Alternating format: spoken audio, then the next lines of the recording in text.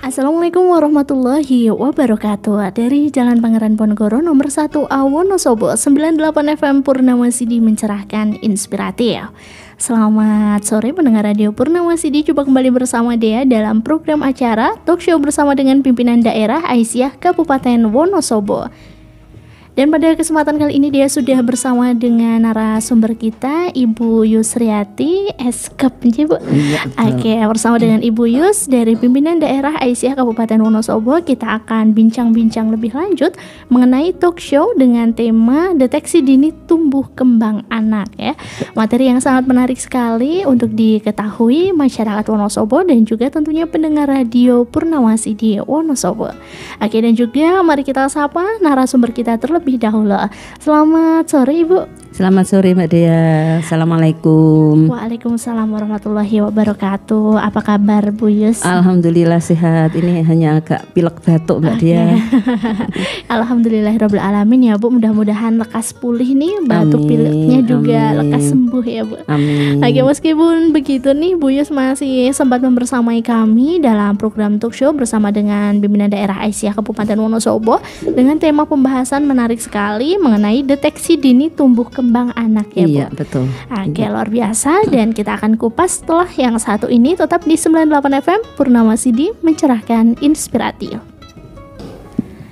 Baik, kembali bersama dengan Dea dan juga Ibu Yusriati masih dalam talk show bersama dengan pimpinan daerah Aisyah Kabupaten Wonosobo, tentunya bersama dengan Majelis Kesehatan PDA Wonosobo ya. Masih bahas nih mengenai tentang kesehatan ya, dan kali ini kita terfokus pada permasalahan pada anak ya Bu. Iya. Terkait dengan tumbuh kembang anak Iya. yang perlu sekali untuk kita deteksi lebih dini. Bagaimana sih tumbuh kembang anak yang baik, dan juga mari kita pahami apa itu yang dimaksud dengan tumbuh kembang anak. Dan sebelumnya Bu Yus, mari kita sapa pendengar Radio Purnama Sidi terlebih dahulu. Pendengar Purnama Sidi yang berbahagia, Assalamualaikum warahmatullahi wabarakatuh. Waalaikumsalam warahmatullahi wabarakatuh. Ya, kami ketemu kembali dengan kami dari pimpinan daerah Aisyah, yaitu Majelis Kesehatan, yang pada sore hari ini kita bincang-bincang yang masih ada kaitannya dengan penanggulangan stunting, karena ini menggaung ya, karena cukup banyak di Kabupaten Wonosobo programnya menggaung dan semua orang harus respon terhadap program penanggulangan stunting ini. Yang utama adalah deteksi tumbuh kembang anak, bayi dan anak secara dini. Ini nanti yang kita bahas 1 jam ke depan Mbak Dea. Nah ini Bu, untuk deteksi tumbuh kembang anak. Nah, istilah tumbuh kembang ini sebenarnya mencangkup apa saja sih Bu yang disebut tumbuh dan juga berkembang gitu ya? Jadi sebetulnya istilah tumbuh kembang anak itu ada 2 istilah yang saling berkaitan, yaitu pertumbuhan dan perkembangan. Jadi sebetulnya ini berbeda Mbak Dea, tetapi karena saling berkaitan dan erat hubungannya, maka dijadikan satu kata tumbuh kembang anak. Tidak ada tumbuh anak, tidak ada kembang anak gitu, nggak ada ya. Tapi adanya adalah tumbuh kembang anak. Pertumbuhan itu berkaitan dengan masalah perubahan dalam besar, jumlah, dan ukuran daripada sel-sel tubuh seseorang ya. Baik itu tingkat sel maupun tingkat organ dan secara individu secara keseluruhan.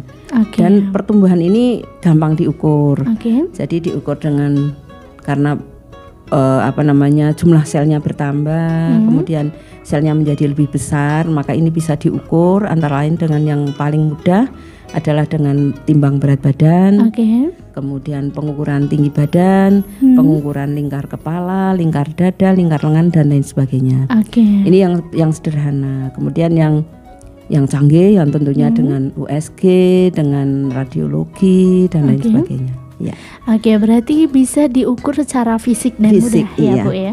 Sedangkan kalau perkembangan adalah bertambahnya kemampuan dalam struktur dan fungsi tubuh. Jadi tadi satu contoh ya, kakinya menjadi lebih kokoh dan lebih panjang.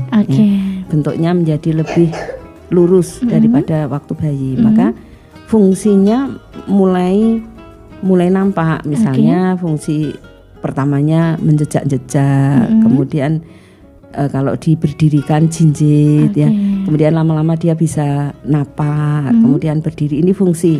Nah, ini namanya perkembangan ya. Jadi menyangkut dalam hal fungsi tubuh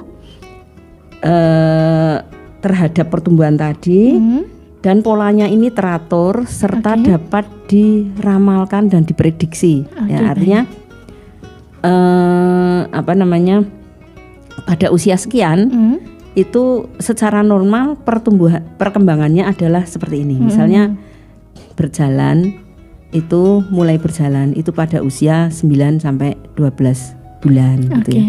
Jadi sudah bisa diramalkan. Nanti pada usia itu maka si anak akan berlatih untuk berjalan gitu ya. Ya. Jadi sudah ada tolak ukurnya gitu ya, Bu ya. Ini berdasarkan dari Depkes itu pertumbuhan adalah bertambah banyak dan besarnya sel tubuh yang bersifat kuantitatif dan dapat diukur. Sedangkan perkembangan adalah bertambah sempurnanya fungsi dari alat tubuh. Oke, baik nih Bu, terkait dengan tumbuh kembang itu sendiri ya Bu, apa saja sih Bu faktor yang mempengaruhi tumbuh kembang anak? Ya, oke Mbak, ini luas sekali kalau dibahas ya, luas sekali. Jadi seorang anak itu tumbuh kembangnya tidak begitu saja tumbuh. Ya, sama halnya dengan kalau kita menanam, kalau tidak kita kasih pupuk, kita tidak kasih siram, maka dia tidak bertumbuh. Sama halnya dengan seorang anak. Ini ada dua faktor, yaitu faktor genetik dan faktor lingkungan. Faktor genetik ini faktor yang dipunyai anak sejak lahir, ya. Faktor bawaan. Faktor genetik ini merupakan potensi anak yang menjadi ciri khas anak, ya, karena diturunkan oleh kedua orang tuanya. Bisa jadi tidak oleh kedua orang tuanya, tapi oleh orang tua dari orang tuanya. Bisa lewat neneknya. Iya, gitu ya? Kakek neneknya. Satu contoh, kalau genetik masalah ciri khas, ya, rambutnya kriwil, maka kedua orang tuanya nggak kriwil, tapi ternyata neneknya kriwil. Maka bisa jadi si anak itu akan mengikuti genetik dari neneknya. Kemudian satu contoh lagi, kalau yang berkaitan dengan penyakit diabetes mellitus, itu juga cenderung di bawaan ya. Bawaan. Nanti diruntut kedua orang tuanya nggak ada yang diabetes mellitus, tapi kok dia kena, bisa jadi dari neneknya atau dari kakeknya. Itu faktor genetik. Jadi ini merupakan ciri khas dari seseorang yang terkandung di dalam sel telur yang telah dibuahi dan dapat ditentukan kualitas dan kuantitas pertumbuhannya. Kemudian yang kedua Mbak Dia, faktor yang mempengaruhi tumbuh kembang anak adalah faktor lingkungan. Ini banyak sekali. Antara lain adalah gizi ibu hamil. Jadi asupan makanan ibu hamil sejak trimester pertama, kedua dan ketiga. Biasanya yang bermasalah ada di trimester pertama karena seorang ibu hamil masih ngidam, muntah-muntah, sehingga menjadi asupan gizinya menjadi sangat berkurang. Tapi kalau bisa ditututi di trimester kedua dan ketiga, maka insya Allah nanti akan tercukupi gizinya. Kemudian yang kedua, faktor mekanik. Nah, ini apa? Ini faktor mekanik yang berpengaruh. Faktor mekanik ini bisa faktor yang dari ibu sendiri, misalnya bentuk kelainan dari rahim ibu atau pinggul ibu sehingga bayinya menjadi sungsang. Ini menyebabkan gangguan pertumbuhan. Kemudian bisa juga karena faktor posisi bayi, tali pusatnya melilit berkali-kali di leher gitu ya. Jadi lilitan tali pusat leher ya, kalau orang Jawa bilang kalung usus. Luas kalau orang kalung usus itu ya, tapi sebetulnya itu berbahaya. Jadi lilitan tali pusat di leher kalau melilitnya banyak dan disertai dengan adanya gangguan bentuk dari tali pusat, maka ini bisa mengganggu suplai makanan dan oksigen dari ibu ke bayi. Iya. Kemudian faktor mekanik yang lain, misalnya trauma, jatuh. Jatuh, ibunya jatuh. Terjadi benturan. Nah, sehingga air ketubannya menjadi rembes ya.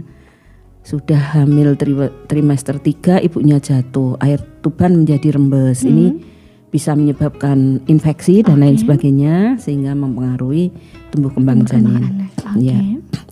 Kemudian faktor prenatal yang lain adalah zat kimia. Tentunya adalah zat kimia yang dikonsumsi oleh ibu ya. Seperti misalnya pemakaian obat-obatan yang diminum setiap hari pada ibu hamil dengan TBC, pada ibu hamil dengan diabetes.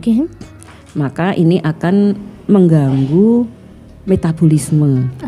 Metabolisme ibunya sendiri akan terganggu, sehingga suplai gizi ke janin juga menjadi berkurang ya, karena faktor zat kimia yang dikonsumsi oleh ibu. Endokrin itu hormon ya. Dulu pernah saya sampaikan bahwa ibu hamil itu memproduksi sendiri hormon-hormon yang dianugerahi oleh Allah Subhanahu wa taala. Progesteron dan estrogen. Nah, kalau terjadi kekurangan hormon-hormon itu, maka akan terjadi gangguan pertumbuhan ya. Tidak hanya itu saja, tapi hormon-hormon metabolisme yang lain kalau mengalami gangguan, maka ini akan menghambat pertumbuhan janin. Kemudian infeksi, radiasi, ini juga berpengaruh besar ya. Ibu-ibu yang bekerja di lingkungan yang radiasinya tinggi, misalnya di badan nuklir ya, di lapangannya, kemudian misalnya di bagian radiologi rumah sakit, ini juga bisa berpengaruh ya kalau tidak diantisipasi sebelumnya. Biasanya ada kebijakan pada ibu hamil itu dibebaskan dari lingkungan yang seperti itu, ditarik dulu di kantor selama hamil. Infeksi ini jelas ya, infeksi yang diderita oleh ibu terutama adalah infeksi-infeksi kronis seperti tadi saya sampaikan, TBC. Wah, ini sangat berpengaruh terhadap pertumbuhan janin ya, TBC ini. Jadi selain obatnya sendiri yang harus diminum tiap hari, dengan kondisi TBC plus hamil, ini kecukupan nutrisi untuk ibunya sendiri juga berkurang, kecukupan oksigennya juga berkurang, maka akan mempengaruhi sekali pertumbuhan janinnya. Biasanya lahir dengan prematur atau malah sebelum prematur ya, imatur namanya ya. Jadi lahir sebelum waktunya, itu banyak yang terjadi seperti itu. Kemudian stres, Mbak. Stres nggak hamil aja. Sering ya, Bu ya. Iya. Mbak dia mesti tahu ya, kalau orang stres tuh malas makan ya. Rasanya mau nangis ya, depresi, mau nangis, malas makan, nggak ada keinginan untuk makan. Coba bayangkan kalau seorang ibu hamil, ini maaf misalnya dia hamil nggak punya suami. Nah, itu kan pasti stres sekali. Nah, rata-rata anak-anak yang lahir dari ibu yang tidak punya suami itu lahir dengan berat badan kurang. Ya. Karena mungkin faktor stres tadi itu ya, Bu. Faktor stres itu mempengaruhi banyak gitu ya. Secara fungsi tubuh itu akan berpengaruh. Hormon-hormon terpengaruh, metabolisme menjadi terpengaruh. Selain itu juga masukan nutrisinya juga berkurang, sehingga ini sangat berpengaruh sekali. Dari pengamatan klinik itu ibu-ibu yang melahirkan anak pertama yang tidak punya suami, ini biasanya lahir dengan prematur. Ya. Udah ternyata nih penting sekali ya, Bu, mempersiapkan kehamilan. Iya, betul. Apalagi ketika sudah hamil ya. Iya. Itu juga ada beberapa faktor yang ternyata tuh kalau dia faktornya banyak banget yang kalau kita nggak hati-hati sedikit aja ternyata dampaknya sampai anak sudah lahir. Iya, betul. Sangat berdampak sampai anak sudah lahir. Baik Bu, selain itu kalau yang dia tahu biasanya nih Bu di faktor lingkungan parental nih salah satunya juga ada faktor imunitas. Nah mungkin bisa disampaikan Bu bagaimana sih faktor imunitas ini Bu? Faktor imunitas ini yang paling sering terjadi, jarang terjadi ya sebetulnya faktor imunitas ini adalah ketidaksamaan resus atau golongan darah antara ibu dengan janin, yang resusnya itu nggak sama, sehingga mengakibatkan gangguan pertumbuhan. Iya, jadi selain gangguan genetik, ini juga gangguan pertumbuhan, ini imunitas. Kemudian anoksia embrio, jadi embrio atau janin yang kekurangan oksigen, ya itu sering terjadi. Secara fisiologi ini misalnya ibu-ibu yang bertempat tinggal di daerah dataran tinggi, itu kan kadar oksigennya rendah. Ya. Artinya bukan rendah tapi lebih rendah daripada yang di daerah dataran rendah ya. Nah ini berakibat pada si janin itu tidak bisa mencukupi tinggi panjang badannya gitu ya. Ya sehingga menyebabkan tinggi badannya itu menjadi berkurang ya. Di Wonosobo itu stunting itu banyak di daerah atas. Ya. Baik itu daerah Kejajar maupun di daerah Kepil, itu di lereng-lereng gunung. Ya. Itu banyak terjadi karena bisa faktor alamnya. Faktor alam yang emang oksigennya tuh memang rendah ya. Sehingga kalau oksigennya rendah, maka asupan oksigen rendah kan metabolismenya kurang bagus di dalam tubuh, berakibat gangguan pertumbuhan ya. Ya sebetulnya sih ini kalau mau konsultasi terus ke bidan atau ke dokter ini bisa diantisipasi ya. Hanya memang perlu seperti misalnya selama hamil bertempat tinggal di Wonosobo kota aja gitu ya. Ya bisa untuk, ya itu bisa juga tuh ya, atau anak waktu masih dalam kandungan ya. Karena kalau faktor alam seperti itu kan nggak bisa dihindari ya Mbak. Betul. Ya. Oke Bu, selain itu nih Bu, untuk faktor yang lain Bu, apakah ada Bu faktor dari segi biologis yang mempengaruhi tumbuh kembang anak saat berada di dalam kandungan? Oke Mbak Dea, itu namanya faktor postnatal ya, setelah lahir. Kalau tadi kan sebelum lahir, masih di dalam kandungan faktornya banyak sekali ya. Kemudian setelah lahir ini faktornya juga banyak, yaitu faktor lingkungan biologis, faktor lingkungan fisik, psikososial, dan faktor keluarga dan adat istiadat. Faktor lingkungan biologis ini utamanya adalah gizi, asupan gizi. Ya, apakah asupan gizi anak bayi itu adekuat ya, misalnya ASI eksklusif ya. Sekarang sedang digalakkan ASI eksklusif. Memang betul kalau minum ASI eksklusif 6 bulan itu berat badannya normal tapi tidak gemuk banget gitu ya. Berbeda dengan kalau minum susu formula ya. Tetapi ASI sendiri itu mempunyai fungsi yang amat sangat banyak yang tidak dipunyai oleh susu formula ya.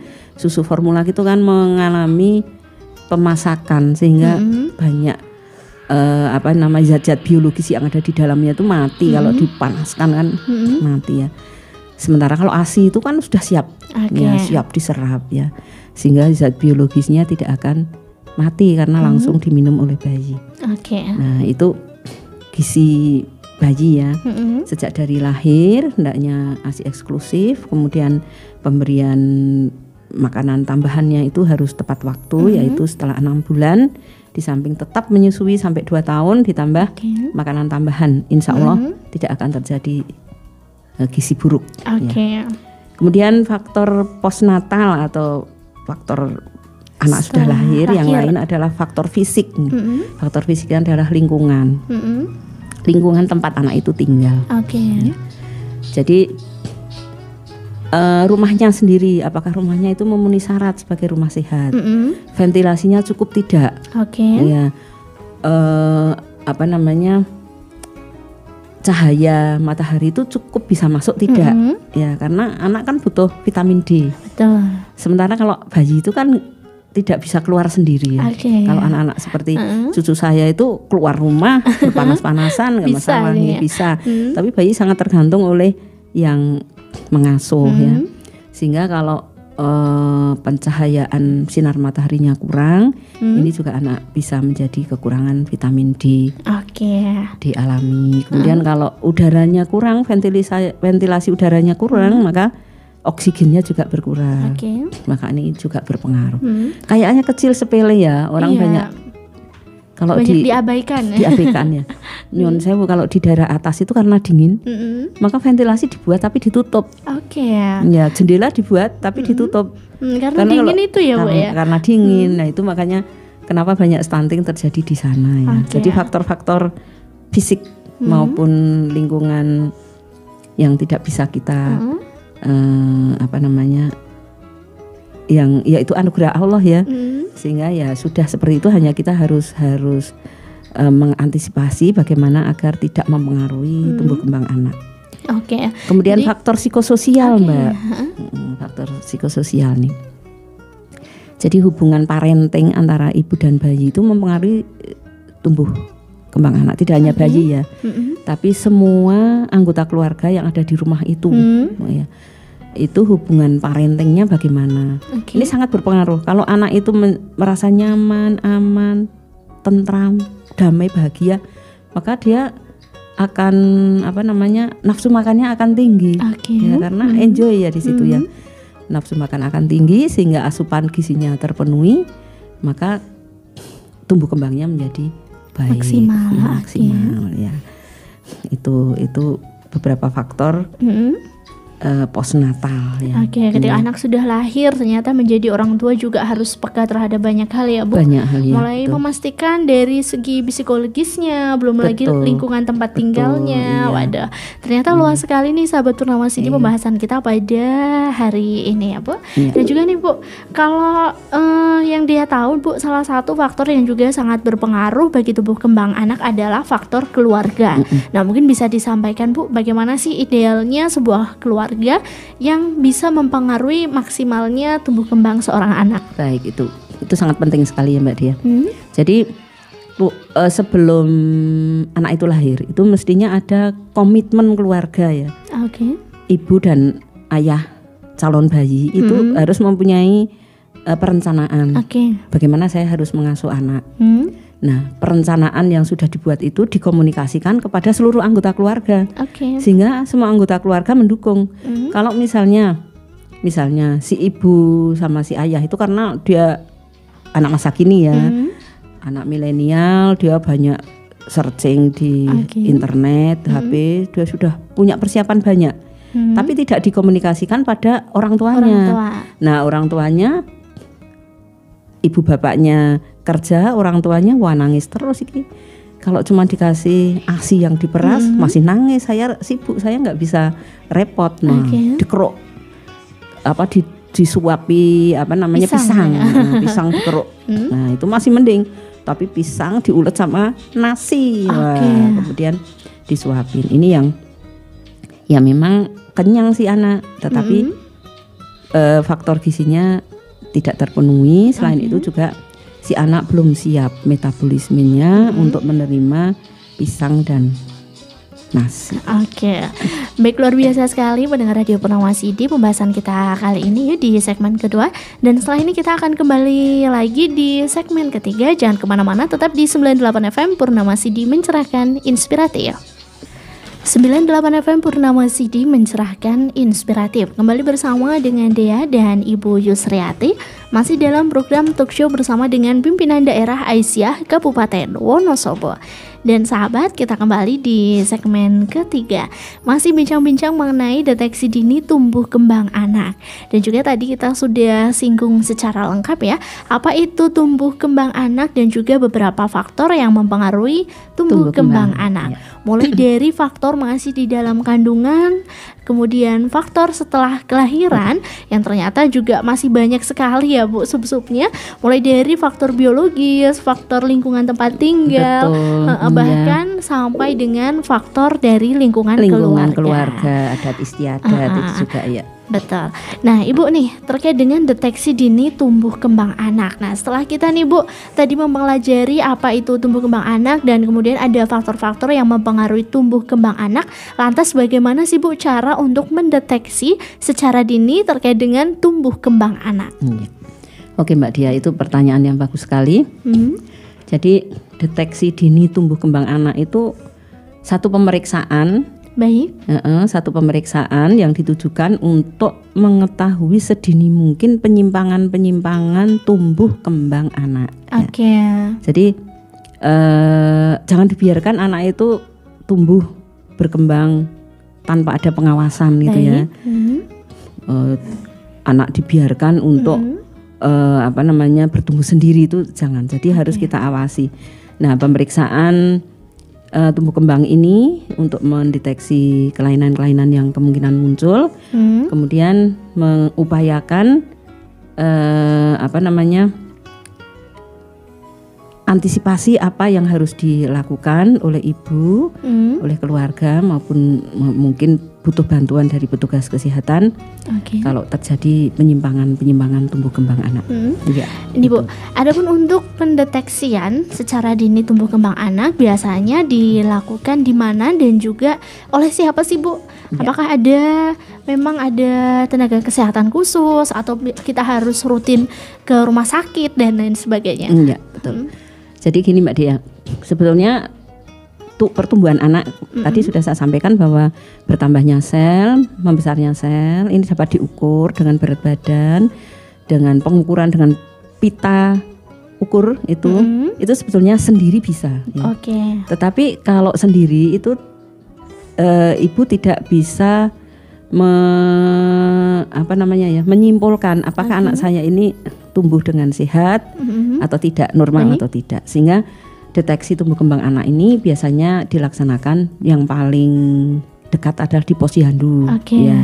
Kemudian di klinik-klinik tumbuh kembang, ya, misalnya di rumah sakit, di puskesmas dan sebagainya, di bidan-bidan praktek swasta itu membuka klinik tumbuh kembang. Tapi yang setidaknya minimal adalah di posyandu. Ya.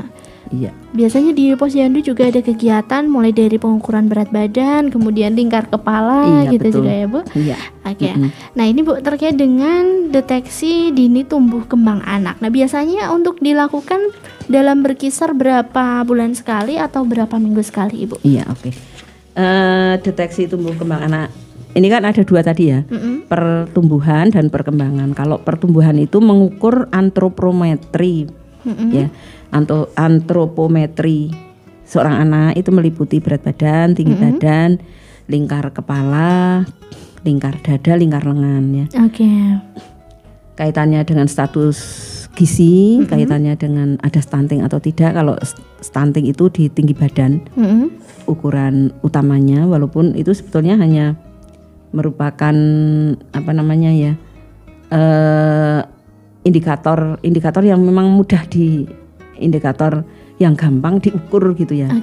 Karena kalau anak dengan tinggi badan yang kurang memenuhi maka akan terjadi hambatan pertumbuhan kronis pada anak, menahun pada anak. Ini bisa berpengaruh pada organ tubuh yang lain. Nah, maka anak jendek banget. Nah, maka ini perlu diperiksa. Tapi ukuran awalnya itu hanya tinggi badan. Sebetulnya ngopo sih tinggi badan kan pendek sama tinggi.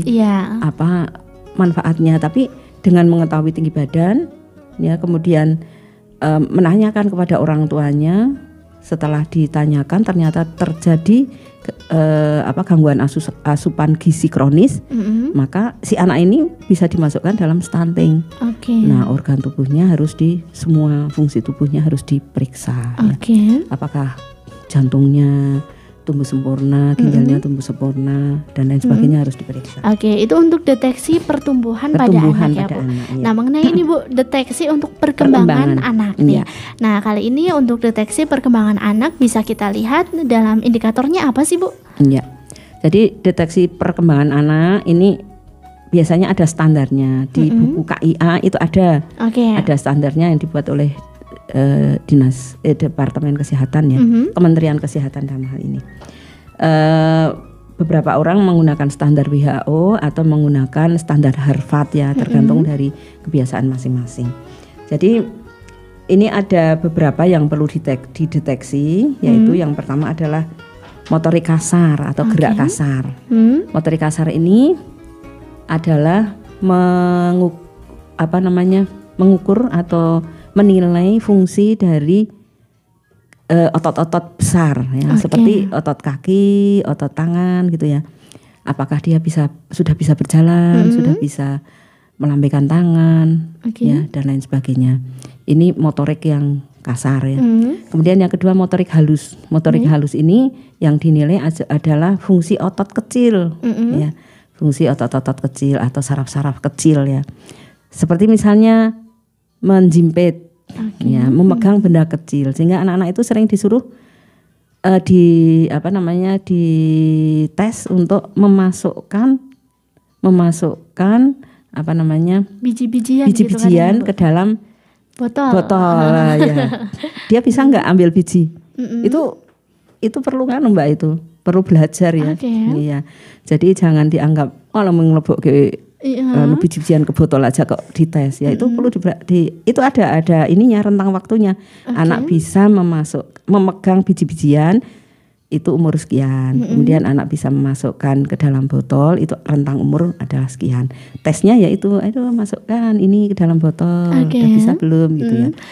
Gitu. Baik, itu salah satu kita bisa melihat motorik halus iya, pada anak. Ya. Kemudian yang kedua adalah kemampuan bicara.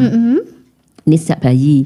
Jadi pada waktu usia 40 hari atau 1-2 bulan itu kadang-kadang mainannya adalah kicikan itu ya Mbak. Cering. Nah, kemudian dia berespon enggak? Kita jauhkan, anak menengok ya. Kita ke depan, cik, anak melihat ke depan.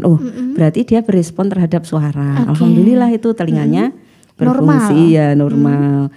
Nah, telinganya normal. Kalau telinganya normal, kemungkinan untuk berbicara bisa. Ya. Ini sejak bayi sudah latih dengan itu hal yang sepele, tapi jangan kok terus tidak dilakukan oleh ibunya. Bisa dipanggil, namanya siapa, dipanggil dari arah samping, dipanggil dari arah depan, menengok enggak ya. Biasanya sih ya itu umur 2-3 bulan itu baru bisa menengok. Kalau bayi itu baru berespon, dia kok ada suara, dia berhenti melakukan kegiatan yang semula dia lakukan, berhenti dia. Nah, itu sudah alhamdulillah berarti ada respon terhadap suara. Kemudian yang terakhir adalah sosialisasi dan kemandirian. Ya, ini dua fungsi yang menentukan masa depan anak juga ini ya, sangat menentukan masa depan anak, karena kita harus juga mulai melatih anak untuk mampu melakukan perawatan diri sendiri. Ini juga ada tolak ukurnya, ada ininya. Umur sekian anak mampu melepas sepatu, anak sekian umur sekian anak mampu menggunakan sepatu. Sudah mampu memakai baju tapi belum mampu mengkancing baju umur sekian gitu ya. Itu ada itu di Harvard.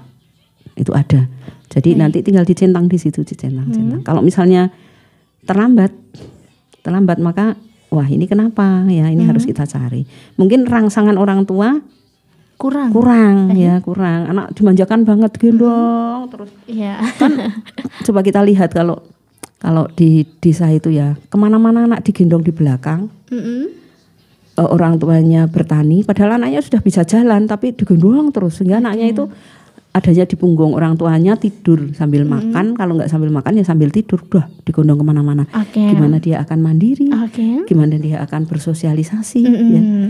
Harusnya anak itu turun gitu, biar turun, bisa, ayo bisa jalan, nggak mau ya, bisa dicoba dulu gitu ya.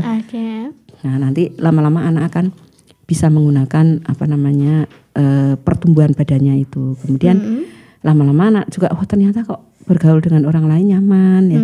Awalnya memang dia nyaman dengan orang tua, lingkungan, kemudian nanti berkembang ke sebaya. Oke. Iya. Jadi kalau sudah mulai dikenalkan dengan lingkungan-lingkungan yang di luar orang tua, meskipun orang tua tetap mengawasi ya Bu ya, maka anak-anak juga hal ini bisa melatih kemandirian anak mulai dari hal-hal kecil ya Bu. Iya betul. Oke nih Bu, terkait dengan tadi ada beberapa cara mendeteksi dini tumbuh kembang anak ya. Mulai dari kita mendeteksi bagaimana sih pertumbuhan anak, kemudian bagaimana juga cara mendeteksi perkembangan anak. Kalau pertumbuhan bisa diukur ya Bu, mulai dari berat badannya, kemudian kemampuan tulang-tulangnya tadi, mulai udah bisa berjinjit dan lain sebagainya.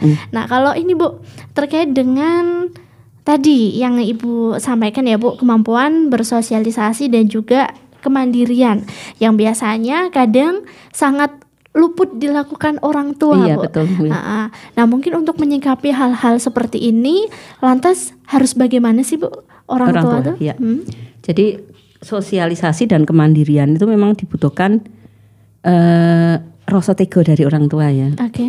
Kadang-kadang orang tua mau meninggalkan anak kerja, itu mau nangis gitu ya, rasanya mau nangis gitu ya, kasihan anak di rumah sendiri ya, umur 2 tahun kan belum sekolah, dia di rumah sama pembantu sendiri.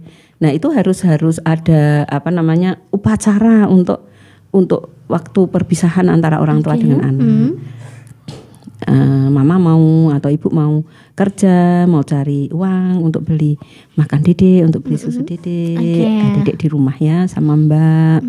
Nanti kita ketemu lagi jam sekian, Dedek jangan nangis ya, nanti Dedek kalau mau makan minta Mbak ini. Jadi harus ada upacara seperti itu.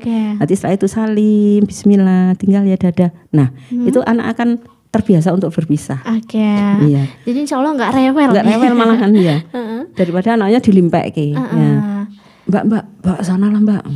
Anaknya dibawa dulu sama Mbak kemana, terus ibunya keluar pergi gitu ya, dilimpek itu anak menjadi kurang siap untuk berpisah. Terima kasih nih Bu, luar biasa banget tadi untuk beberapa cara untuk mendeteksi tumbuh kembang anak ya.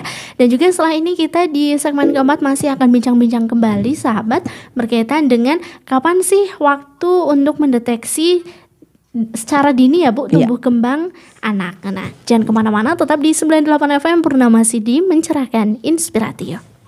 Baik, masih di 98 FM Purnama Sidi mencerahkan inspiratif. Masih bersama dengan Dea dan juga Ibu Yusriati. Kita bincang-bincang mengenai deteksi tumbuh kembang anak ya Bu. Secara dini ternyata kita perlu mendeteksi tumbuh kembang anak nih, biar tidak ada yang terlewat, apalagi sampai ada hal yang tidak diinginkan ya Bu, apalagi anak-anak tumbuh kembangnya terhambat. Nah, jadi buat pendengar Radio Purnama Sidi, yuk kita simak ya materi kita pada segmen terakhir, yaitu kapan sih deteksi dini tumbuh kembang dilakukan. Oke Bu, Mbak Dia ya. Pada usia 0 sampai 12 bulan itu sebulan sekali ya, wajib dilakukan pemeriksaan sebulan sekali, karena pertumbuhan anak itu pesat. Perkembangan anak juga pesat di usia-usia 0 sampai 12 bulan ini. Sehingga perlu pemeriksaan tiap bulan sekali. Kemudian umur 1 sampai 3 tahun 3 bulan sekali. Kemudian usia 3 sampai 6 tahun 6 bulan sekali. Lebih dari 6 tahun setahun sekali. Jadi walaupun sudah lebih dari 6 tahun, kalau masih dalam kategori anak, itu sebaiknya dilakukan pemeriksaan tumbuh kembang anak ya, walaupun misalnya tinggi badan sama berat badan gitu sudah cukup ya. Tetapi kalau usia bayi itu memang 0 sampai 12 bulan itu usia rawan ya, termasuk 1000 hari pertama. Di 1000 hari pertama kehidupan sampai 2 tahun itu hendaknya intensif sekali melakukan pemeriksaan tumbuh kembang di posyandu sebulan sekali ya. Kemudian untuk anak-anak PAUD dan TK ini 6 bulan sekali. Jadi pimpinan daerah Aisyah ini juga melalui tim Dana Sehat melakukan pemeriksaan tumbuh kembang dan pemeriksaan fisik anak TK tiap 6 bulan sekali ya. Kita keliling ke TK-TK Aisyah, ke KB-KB Aisyah untuk melakukan pemeriksaan. Jumlah TK-nya itu lebih dari 40. Jumlah siswanya itu hampir 2000. Wadah, ya. Rutin dan juga ternyata siswanya banyak sekali, ya. Alhamdulillah itu banyak diketahui banyak diketahui permasalahan-permasalahan kesehatan anak-anak PAUD dan TK itu ya. Iya. Kemarin itu yang paling tinggi angka kesakitannya adalah gigi. Ya. Kemudian yang kedua adalah gangguan otot mata. Ya, semacam juling. Nah, ini kan ya kita analisa kasar kita mungkin disebabkan karena sempat belajar daring ya. Dan sekarang juga anak-anak itu sudah senang dengan HP. Ya, lebih nyaman bermain dengan HP ya. Sehingga ini angkanya kok tinggi gitu loh.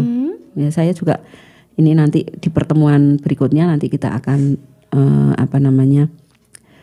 minta dokter spesialis mata untuk memberikan materi tentang ini, gangguan pada mata, apakah betul karena gadget. Ya. Dan itu gangguan sudah terdeteksi anak-anak di usia TK dan PAUD ya, Bu? Iya. Waduh, ini ternyata TK perlu dan perhatian KB. khusus. Iya, betul. Iya. Waduh, ternyata ini juga peran orang tua juga sangat diperlukan ya, iya, Bu. Betul. Betul.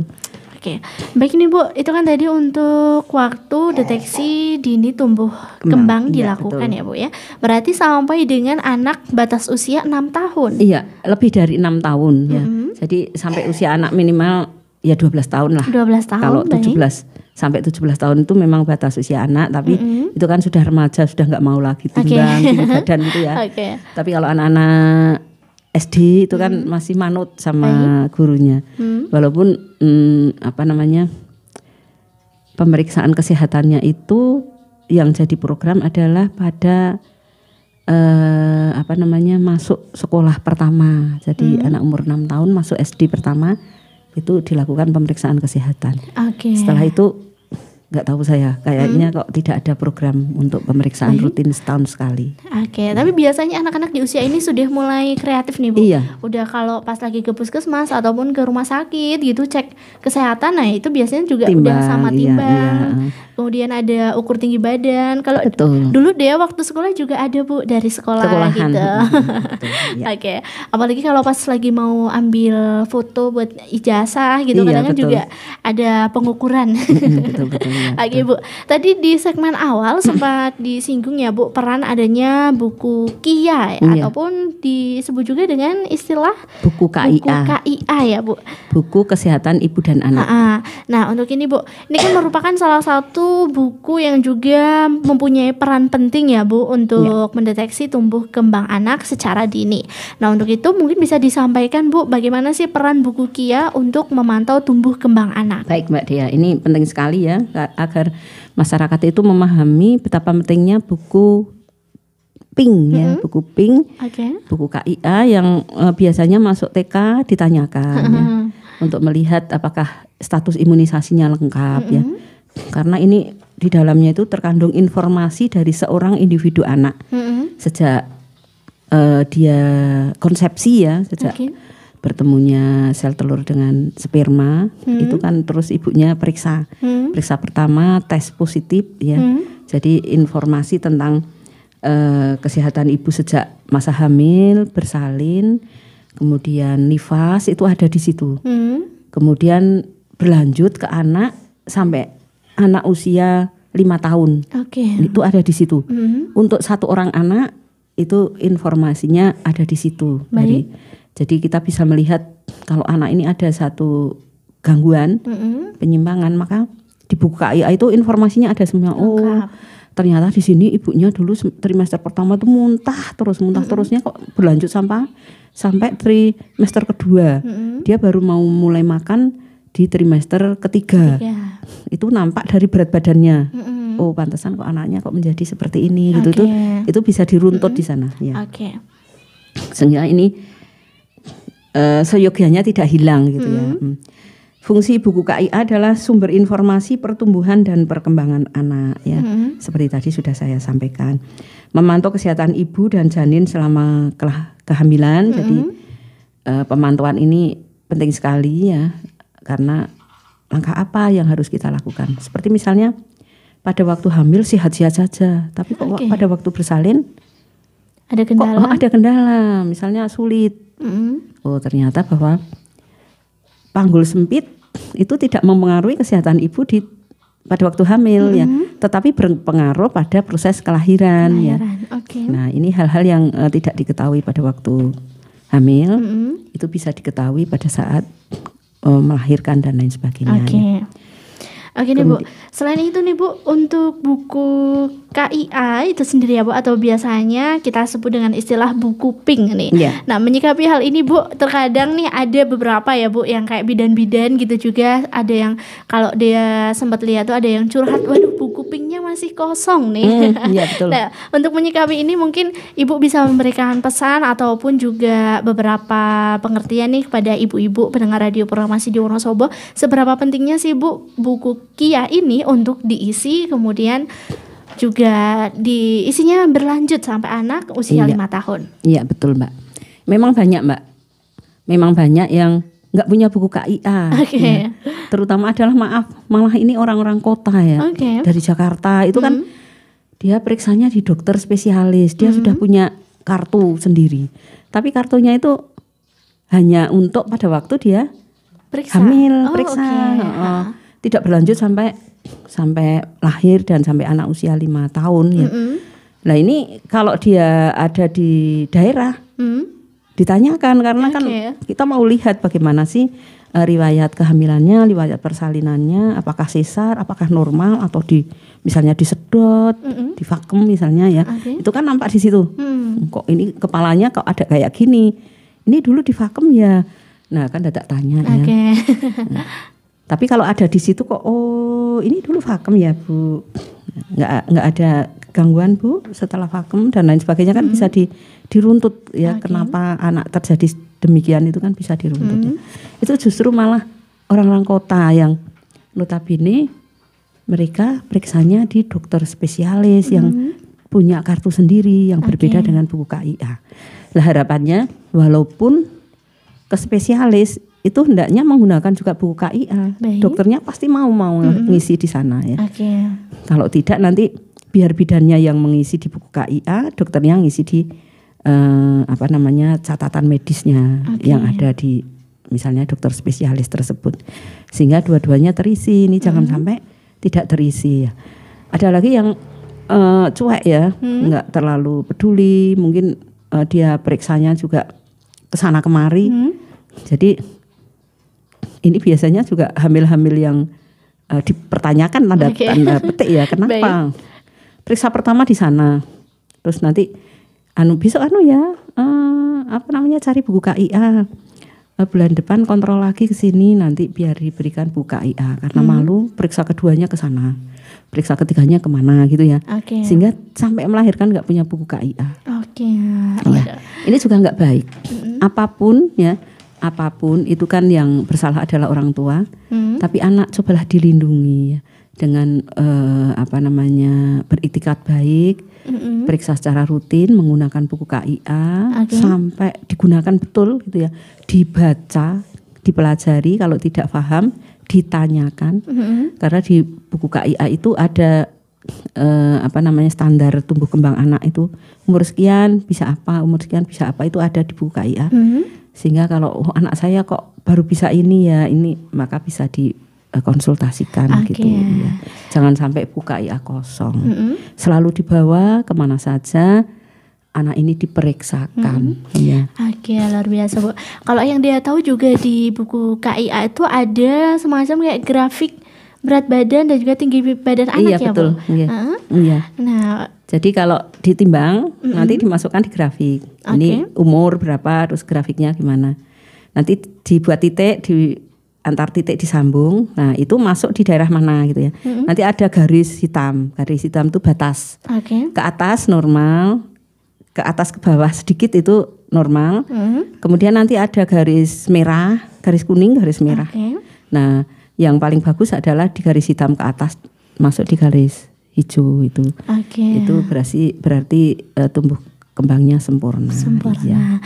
Luar biasa Ibu. Berarti ini buku KIA ini juga sangat berperan penting ya Bu untuk mencatat tumbuh kembang anak. Iya, betul. Apalagi juga sudah disediakan grafik mulai dari tinggi badan, kemudian ada berat badannya juga. Iya. Dan selain itu juga ini biasanya ada edukasi untuk ibu hamil ya Bu? Iya. Oke. Ada apa yang harus dilakukan apabila terjadi seperti ini di hamil trimester pertama ya. Oke. Misalnya mual muntah yang berlebihan maka harus kemana, kemudian keluar darah gitu ya.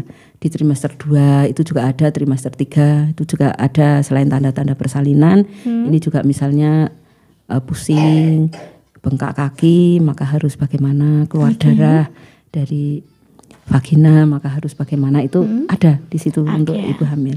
Kemudian untuk anak juga ada edukasinya sehingga nggak usah panik.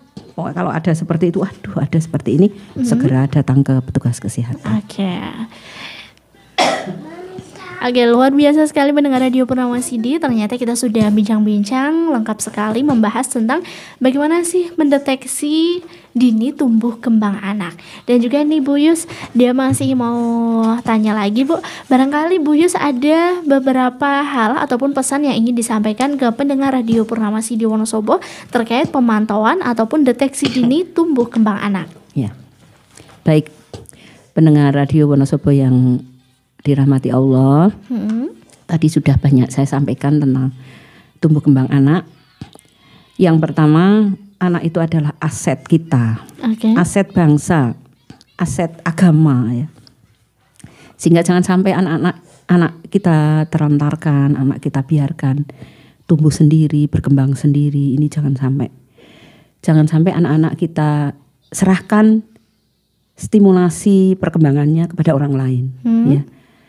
Ibu dan ayah adalah stimulator pertumbuhan dan perkembangan anak yang terbaik. Ya. Bukan mbaknya ya, bukan pembantunya, bukan orang lain pengasuhnya, bukan neneknya. Neneknya itu kan sudah capek, sudah tua ya, kuno ya, sehingga tidak mengikuti perkembangan zaman sekarang. Yang paling baik sebagai stimulator tumbuh kembang adalah ibu dan ayahnya. Cari informasi sebanyak mungkin, bisa melalui Google, itu banyak sekali ilmunya. Bisa tanya ke petugas kesehatan atau bertanya kepada orang-orang yang mempunyai pengalaman mengasuh anak dengan baik, itu bisa ditanya ke sana ya. Sekali lagi, karena anak adalah aset bangsa, aset negara, aset agama, aset keluarga juga, maka asuhlah dengan sebaik-baiknya. Jangan diserahkan kepada orang lain, ini yang paling pokok ya.